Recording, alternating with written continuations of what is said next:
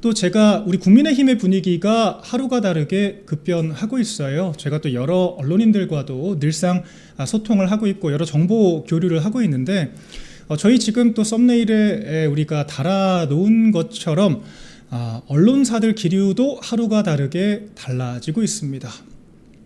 뭐 제가 특정 매체를 언급하진 않을 것인데 복수의 매체 기자들이 데스크 분위기가 조금 변하고 있다라는 이야기를 저한테 해주시더라고요. 정확히는 데스크에서 갑자기 저희한테는 새삼스러운 일인데 장동혁 쪽이 생각보다 힘이 센 거 아닌가?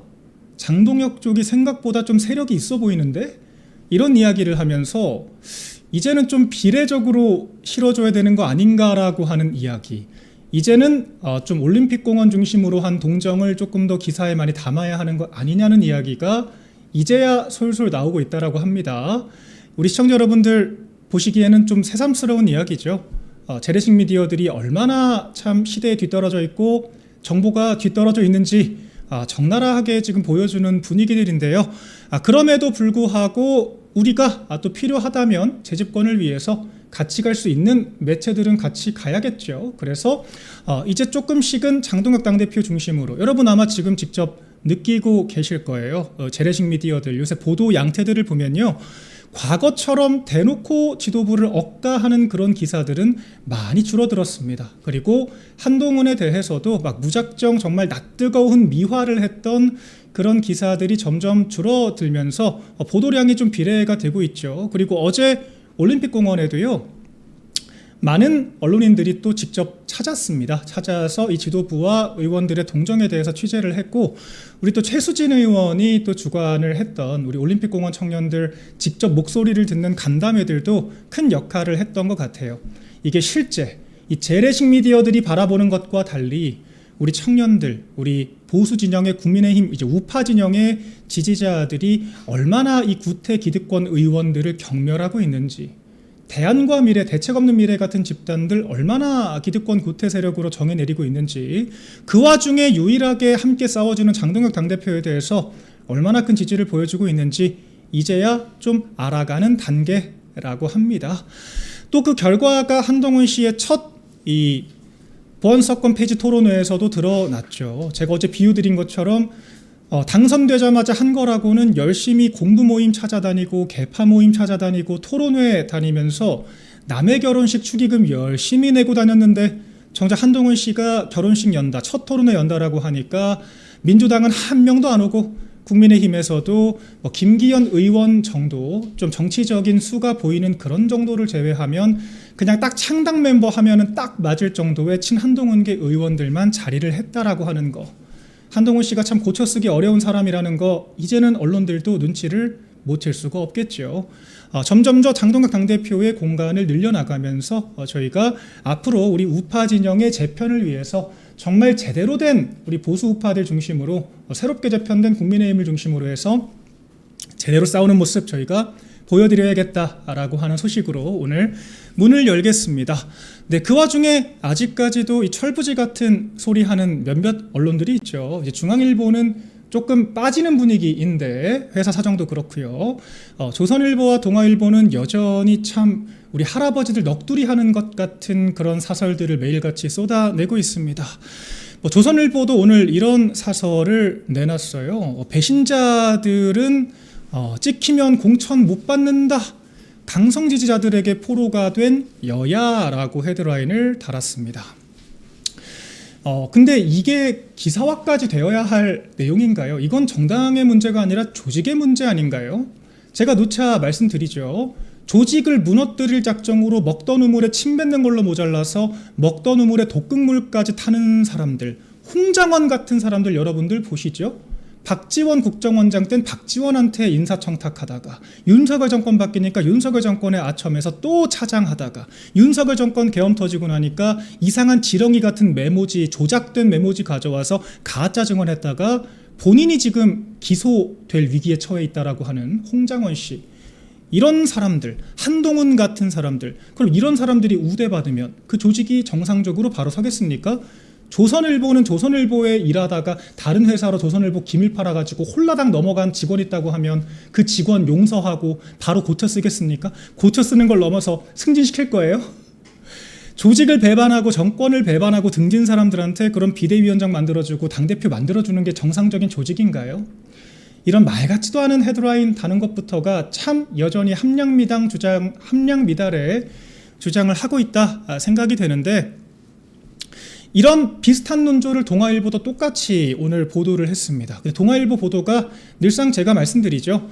약간 조선일보가 딱 한동훈 같은 느낌이다. 한동훈처럼 아무튼 궤변이라도 억지소리라도 해서 새로운 프레임이라도 만들어내는데, 우리 동아일보는 딱 대책 없는 미래 같다. 언론판 대책 없는 미래.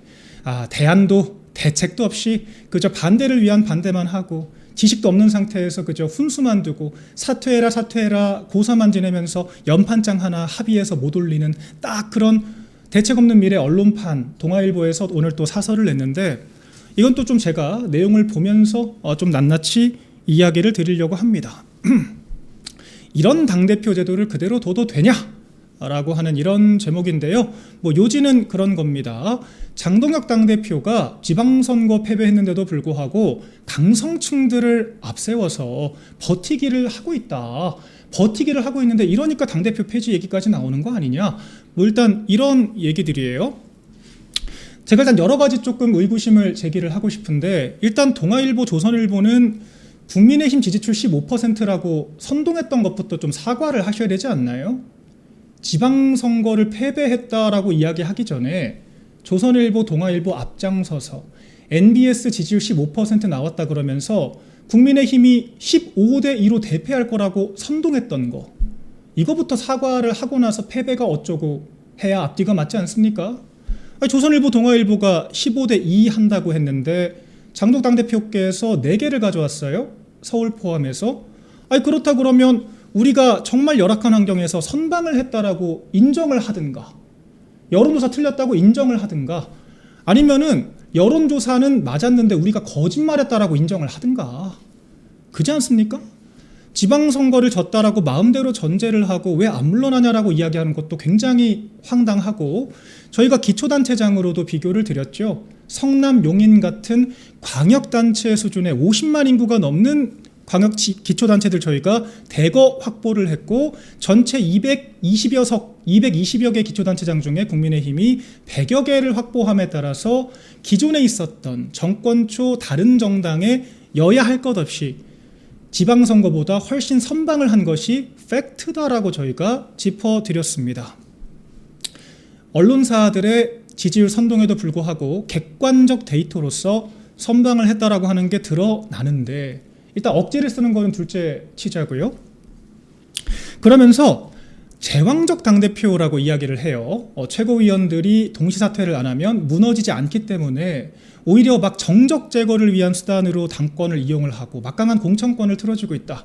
여기서 또 재래식 미디어들의 모순점이 발생하죠. 이따 다루겠지만, 아니 동아일보, 조선일보는 왜 한동훈 씨가 총선 비대위원장 할 때는 이런 얘기 안 하셨습니까? 한동훈 씨가 당원들이 뽑은 당대표도 아니고 비대위원장 낙하산으로 들어와서 마음대로 공천하고 마음대로 공천 취소하고 당대표 막강한 권한으로 전횡 휘두를 때 대통령까지 맘먹으려고 할 때는 왜 찍소리 안 하다가 장동혁 대표가 주류가 되니까 왜 갑자기 당대표 시스템에 대한 의문이 생기셨을까요? 재래식 미디어들의 모든 주장은요, 한동훈을 버려야 일관성이 있습니다.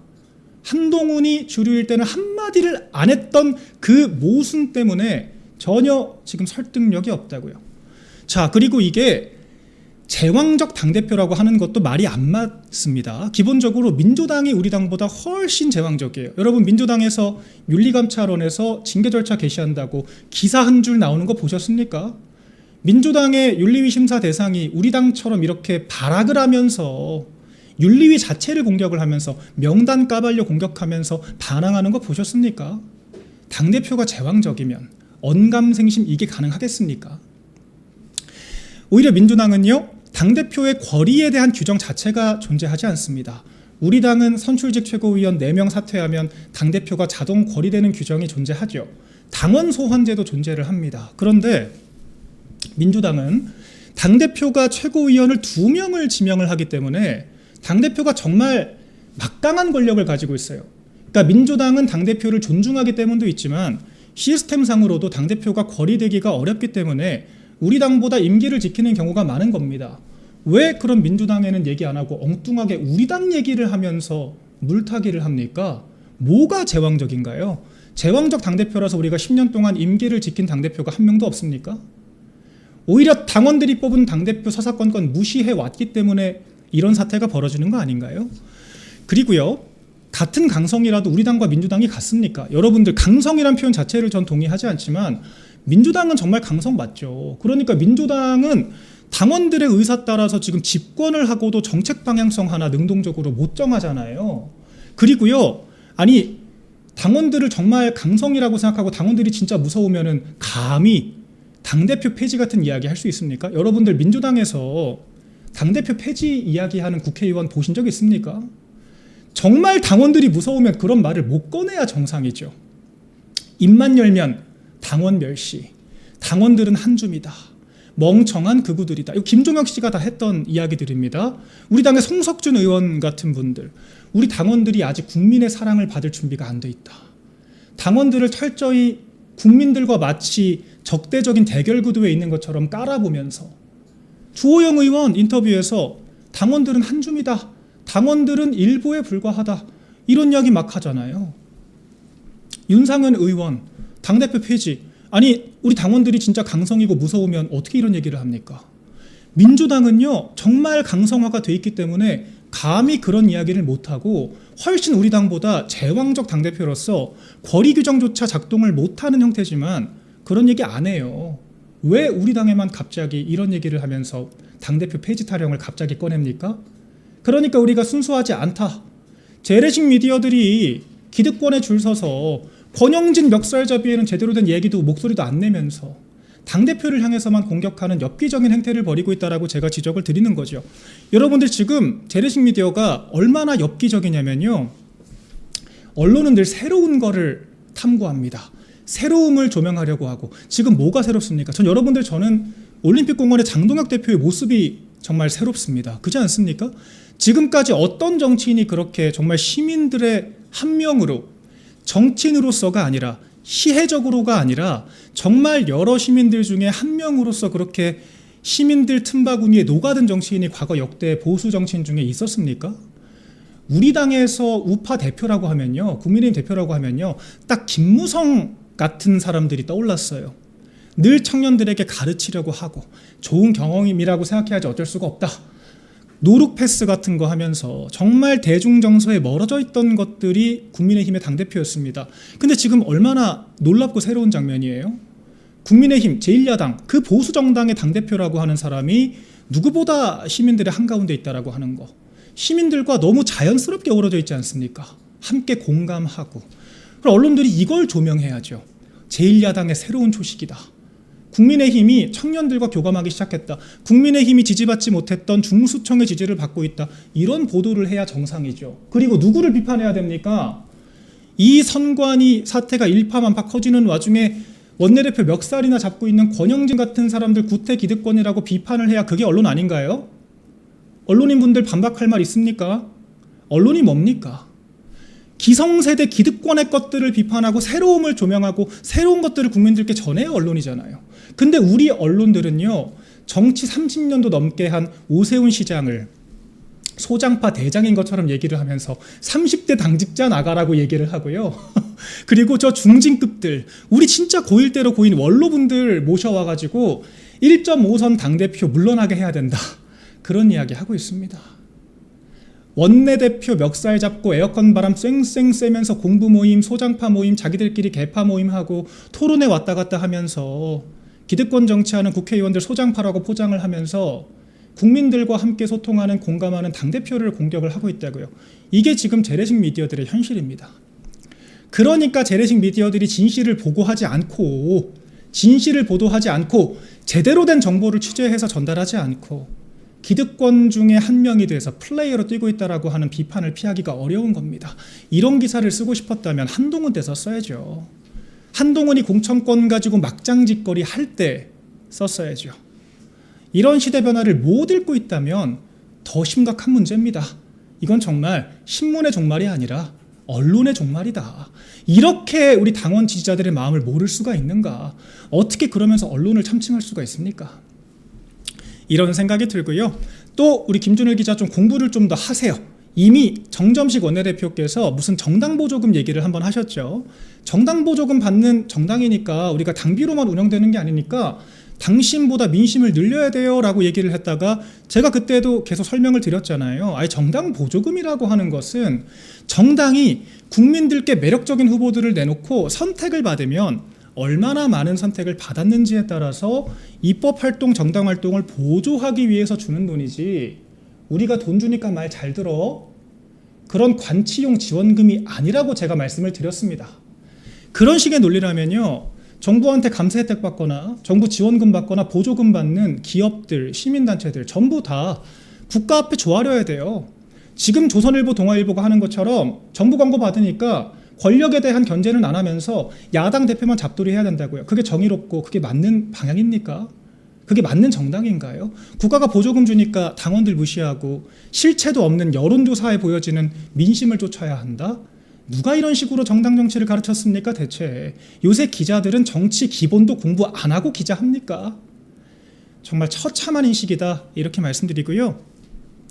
정당 보조금을 빌미로 정당을 관치하려고 하는 이런 반헌법적인 작태, 정당의 자유라고 하는 헌법상의 가치를 스스로 무너뜨리려고 하는 작태에 대해서 좀 돌아보셨으면 좋겠습니다. 그리고 그 말이 100번 1000번 맞다고 하더라도 그런 말씀 하실 거였으면 왜 한동훈 때 안 했냐고요. 한동훈 때는 왜 안 했습니까? 그러니까 앞뒤가 하나도 안 맞는다 소리를 듣는 거죠. 네, 지금 일부 재래식 미디어들을 제외하면은 여러 분위기들이 바뀌고 있지만 여전히 이렇게 철없는 소리, 철만 없으면 다행인데 무지한 소리로 정말 혹세무민하는, 아직까지 관성적으로 신문 소비하는 소수의 사람들에게 혹세무민하기 위해서 여러 논리들을 지어내는 이런 처참한 논평, 처참한 사설 저희가 한 번 더 논평을 해봤습니다. 네, 오늘 여러분들 정말 우리 법치주의의 사형 선고가 내려진 날이다. 전 이렇게도 말씀드리고 싶어요. 검찰총장 대행이 즉각적으로 사의 표명을 했고요. 지금 민주당의 주요 인플루언서들도 이재명이 거부권 행사하지 않으면 민주당에 대한 지지를 영구히 철회하겠다라고까지 강력하게 반발을 하고 있습니다. 법조계들도 뒤집어졌습니다. 설마 이렇게까지 대책 없이 보안사건 전면 폐지를 관철시킬 거라고는요, 민주당을 지지하던 식자층 그룹에서도 상상도 못했다라고 하는 거, 오늘 이 본회의 표결의 파장 정말 클 것으로 예상이 됩니다. 결국 이것도 우리가 필리버스터 24시간 이후에 강제 종결되는 조항 때문에 속절없이 통과가 되어버린 것이고요. 현재 청와대에서는 이 법안에 대해서 국회의 결정을 존중한다라고 이야기를 하면서 공포를 하겠다, 수용하겠다라고 하는 의사를 현재 표한 상태이기 때문에 이 법안이 공포가 되고 실제 발효가 될 가능성이 굉장히 큽니다. 정말 우리나라의 이 법치가 백척간도 위기 상황에 있다라고 전달드릴 수 있겠습니다. 우리가 너무도 여러 가지 사례가 있지만 당장 오늘만 해도요, 강선우 보좌진 갑질 사태, 보좌진 갑질 등 사태로 여가부 장관 후보자로 지명됐다가 낙마하고 구속까지 된 강선우 국회의원, 강선우 의원의 이 보좌진 고발 사건이 전부 다 무혐의 불송치 처분이 됐다라고 하는 보도가 오늘 있었습니다. 말러님 슈퍼챗 안 읽어주셨다고 제가 이따 꼭 읽어드리겠습니다. 죄송합니다. 저희가 좀 저희 PD님들이 누락한 것 같아요. 죄송합니다. 제가 이거는 그 말러님 안 그래도 제가 기억하고 있어가지고 방송 중에 잠깐 언급드렸고요. 다시 돌아와서 강선우 이 보좌진들의 사건 복수 고발 건들이 있었는데 불송치가 됐다. 그리고 여러분들 서영교 의원 사건도 불송치 결정이 됐죠. 서영교 그 정치자금법 위반, 매일신문에서 돈봉투 5만 원 건이 몇 차례나 오고 가는 그런 장면들이 영상에 생생하게 남아있음에도 불구하고 2005년 정치자금법 판례까지 끄집어내서 마치 무혐의 논리를 만들어주는 것처럼 경찰이 면죄부를 줬습니다. 그리고 이미 현행법상으로도 고발인 사건에 대해서는 이의 신청 자체도 불가능하기 때문에 경찰이 무혐의 불송치 결정을 하게 되면 검찰이 보안 수사조차도 요구할 수가 없습니다. 아예 종결이 됐어요. 강선우 사건도 고발 사건이기 때문에 그대로 종결이 될 겁니다. 영원히 우리가 처벌할 수 없는 상황이 됐다라고 하는 거예요. 자, 이런 여당 출신 정치인들에 대해서 경찰이 범죄를 묻어주는 이런 사태뿐만 아니라 우리 장중기 사건, 이 광주에서 벌어진 이 참혹한 이 여중생에 대한 강간살인 사건을 축소 은폐하려고 했던 이 경찰 내치부, 이 영화 이끼에서나 봤을 법한 이 권력형 범죄 은폐 사건들까지 앞으로는 검찰의 보안 사건 사라질 것이기 때문에 수면 밖으로 드러날 수조차 없는 사태가 될 것이고요. 우리 부산의 이 돌려차기 사건, 사실상 강간미수에 살인미수, 살인죄까지 적용을 해야 될 이 사건에 대해서 단순 폭행, 그저 기소유예 혹은 집행유예로 풀려날 뻔했던 이 사건, 검찰이 보안 수사건으로 바로잡았다라고 하는 이런 소식까지 근저에 있었음에도 불구하고 기어이 민주당이 이런 망국적인 결단을 한 겁니다. 그리고 민주당은 이야기를 합니다. 일단 해보고 나서 잘못되면 그때 고치면 된다. 정말 경악스러운 인식이 아닐 수가 없죠. 민주당이 얼마나 수권 능력이 없고 무책임하게 짝이 없는 정당인가 잘 보여주고 있는 이야기입니다. 이게 지금 김용민 같은 이 무도한 일부 국회의원들만 이런 얘기를 하는 게 아니에요. 민주당의 심지어 스피커들도 방송 나와서 오죽할 말 없으면 일단 해보고 안 되면 나중 가서 고치면 된다. 이렇게 이야기를 하죠. 여러분들 근데 우리가 지난 좌파 정권의 잘못된 정책들, 임대차 3법, 민식이법, N번방 방지법과 같은 이런 악법들, 코로나 강제접종과 같은 이런 정말 악행들, 사후적으로 잘못됐다라고 하는 게 드러났을 때 바로 잡을 수 있습니까? 급격한 최저임금 인상으로 자영업자들이 몰락하고 빚더미에 앉아서 우리 경제가 망가졌는데, 연기금을 잘못 운영해서 수백조가 증발을 했는데 나중 가서 바로잡을 수 있습니까? 이런 잘못된 결정으로 우리 법치가 무너지고 나서 언제 어떻게 바로잡겠다고 하는 겁니까? 그 사이 벌어진 부작용과 불의에 대해서는 누가 바로잡을 겁니까? 이미 강선우나 서영교 같은 사람들 무혐의 처분 나버렸는데 지금 이 순간에도 발생하고 있는 이 불의들은 누가 바로잡을 겁니까? 그리고요, 여러분 지금 참 100번 말해도 저희가 모자란 애초에 지금 검찰 시스템이 왜 생겼습니까? 공안경찰 시대, 수사 과정에서 우리 이 법치를 수호한다라고 하는 미명 아래 이 피고인들, 피의자들의 인권을 하나도 보장하지 않고 막무가내 수사했던 그 경찰들의 이 과거 폐해를 바로잡기 위해서 우리가 검찰이라고 하는 경찰을 견제할 수 있는 기관을 만들어낸 것이고, 그 검찰이라고 하는 기관을 중심으로 우리가 수십 년 동안 이 지능범 수사들에 대한 노하우들을 쌓아온 건데, 이걸 다시 퇴행, 과거로 되돌리겠다라고 하면서 잘못되면 바로잡으면 된다. 이미 과거 잘못을 바로잡기 위해서 만든 시스템을 허물어뜨리면서 잘못되면 바로잡겠다. 이런 이야기를 하는 것이 민주당이 얼마나 자격 없는 정당인가를 잘 보여주는 사례라고 생각을 하고요. 왜 민주당이 절대로 집권해서는 안 되는 정당인가를 보여주고 있다고 생각을 합니다. 이런 게 바로 강성층에게 잡아먹힌 정치인 겁니다. 우리 당은요, 당원들이 만만해서 당대표 폐지하자고 하는 정당이에요. 민주당처럼 당원들이 원하면 국가를 수렁에 빠뜨려서라도 이런 악법까지 통과시키는 이런 걸 우리가 강성 정치고 잘못된 정치라고 하는 겁니다. 국민의힘이랑 비교하지 마세요. 지금 이런 상황들에 대해서 저희가 끝까지 투쟁해야 되고, 이거 어떻게 바로잡아야겠습니까? 법은 법으로 바로잡을 수밖에 없습니다. 결과적으로 우리가 집권했을 때는 시행령을 통해서라도 바로잡았지만 지금은 정권마저 사라져버렸기 때문에 우리가 재집권하기 전까지는 결과적으로 총선을 승리해서 법을 다시 바꾸는 수밖에 없다. 종합적으로는 이재명이 하루빨리 저 자리에서 내려올 수 있도록 만들어야 한다라고 하는 결론밖에 도출되지 않는 상황이고요. 우리가 이 선관위 특검을 시작으로 이 법치 파괴 행위들, 그리고 우리 증시, 연기금 등 우리 경제까지 파괴하는 이런 망국적 행위들에 대해서 철저하게 규명하고 끝까지 싸워서 이재명 정권 하루빨리 정리될 수 있도록 해야 한다 말씀드리겠습니다. 끝으로 민주당 전당대회 소식 한번 짚어보겠습니다.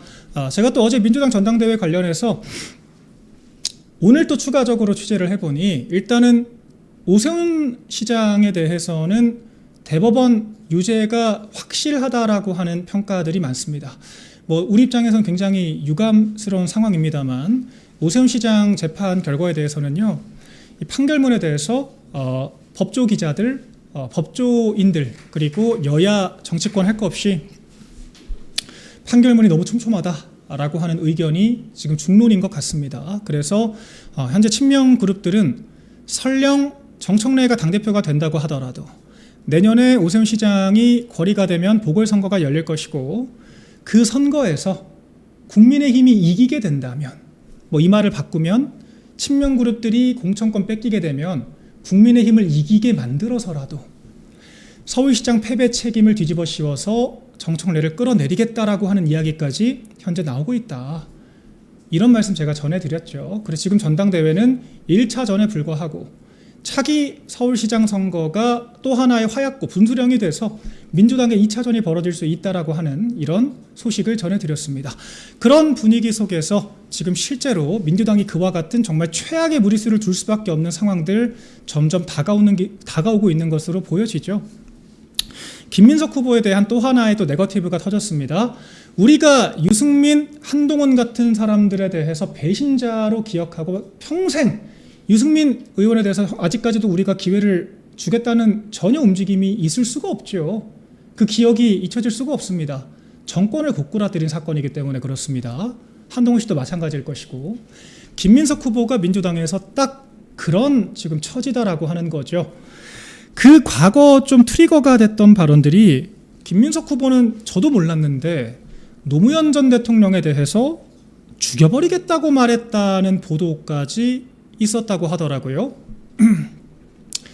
우리로 치면은 한동훈 씨가 윤 대통령에 대해서 죽여버리겠다라고 말했다고 하는 수준의 기사가 나온 그런 사례로 비견해 볼 수가 있을 것 같은데 이 기사에 대해서 지금 현재 친명 그룹으로 새만금 지금 청장으로 또 가 있죠.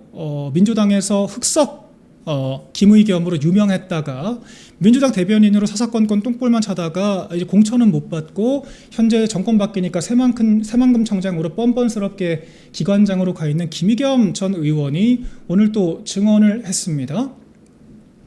민주당 내 현재 벌어지고 있는 김민석 후보 내 이 배신자론과 이 불신이 얼마나 크면 이렇게까지 직접 나와서 바로잡아야 하는 상황인가에 대해서 우리가 엿볼 수 있는 장면인데, 근데 전 이것도 패착이라는 생각이 들어요. 몰랐던 사람들도 외려 알게 됩니다. 사실 저도 김민석 후보가 과거 노무현 전 대통령 배신했다라고 하는 평가를 받는 정치인이라고 하는 건 알고 있었지만 이 정도로 강도 높은 이야기가 오갔다라고 하는 말은 처음 듣거든요. 오히려 지금 김민석 후보의 무고함을 입증하기 위해서 김민석 후보가 완전 기회주의자였구나 라고 하는 것만 더 들춰낸 꼴이 됐다라고 지금 보여집니다. 결과적으로 대통령 심기경호용 대리인 선거를 하면서 김민석 후보가 점점 더 무리수만 두고 있다라고 하는 상황인 것이고요. 이 기사를 보면 더 많은 것들이 오버랩 되지 않겠습니까? 그러고 보니까 김민석 후보가 10년 넘게 야인으로 지냈던 것이 이때 배신자였기 때문이었구나. 이재명 정권 와서도 이재명이 대선지고 지선지니까 이재명 책임이다라고 남 탓하다가 이재명한테 붙어서 수석 최고도 되고 총리까지 됐는데 김어준 방송 또 나가네? 이번엔 또 배신 못할까? 라고 하는 물음표가 뜨기 시작했다는 거예요. 그렇기 때문에 정청래가 반명이고 김민석이 친명이라고 하는 프레임을 가져가야 되는데 오히려 더 배신의 역사가 깊다라고 하는 사실만 드러나 버렸습니다. 이런 상황으로 현재 치닫고 있고요. 김민석 후보 또 이에 질세라 또 무리수를 또 두고 있죠. 정청래 후보를 향해서 내란 세력에게 지지율이 뒤집혀서 쪽팔린다, 조바심이 드러나는 발언들입니다. 굉장히 우리 입장에서는 내란 세력이란 표현을 빼고는 일단 장덕 대표가 잘하고 있기 때문에 지지율 앞서가고 있는 거에 대한 평가를 해주는 거는 다행스러운 일이죠. 그런데 이걸 정청래 탓을 하는 게 맞습니까? 지금 여러 지지율 지표를 보더라도 우리도 알아요. 이재명은 떨어지고 민주당은 오르는 거. 민주당은 전당대회 컨벤션 때문에 어제 나온 MBS에서도 민주당 지지율은 올랐습니다. 소폭. 근데 이재명의 지지율은 2주 전보다 3%포인트가 떨어졌죠. 50% 초반대, 취임 후 최저치를 기록을 했습니다. 아니 그럼 민주당 지금 관계자들도 민주당을 지지하더라도 이재명은 잘못하고 있다라고 인식을 하고 있다는 건데 지금 지지율 떨어진 거를 정청래 후보 탓하면 설득력이 있을까요? 그러니까 지금 굉장히 선거 캠페인이 잘못 돌아가고 있다라고 하는 걸 인지할 때가 됐다라고 보여지는데 점점 더 정청래 쪽으로 동정론, 야 이재명도 정청래 탓하고 이재명 대리인으로 나온 김민석도 정청래 탓을 하는구나. 지금 공소 취소, 부동산 그리고 이런 증시 폭망 등으로 대표되는 정책 실패들, 김민석이 당장 총리였는데 지난달까지 총리였던 사람이 유체이탈 화법 구사하면서 당의 책임 전가하고 있구나. 이런 생각 하시지 않겠습니까? 지금 굉장히 실패한 그런 캠페인을 펼치고 있다. 그런 생각이 들고요. 이런 모습들 때문에 정청래 후보가 기득권을 틀어주게 되고 더 주도권을 틀어주게 되고 정말 정청래가 당대표가 되면 이에 친명 그룹들이 공천투쟁의 연장선에서 차기 서울시장 선거에서 낙선운동을 벌이는 사태까지 치달을 수 있지 않을까. 이런 전망을 조심스럽게 던져봅니다.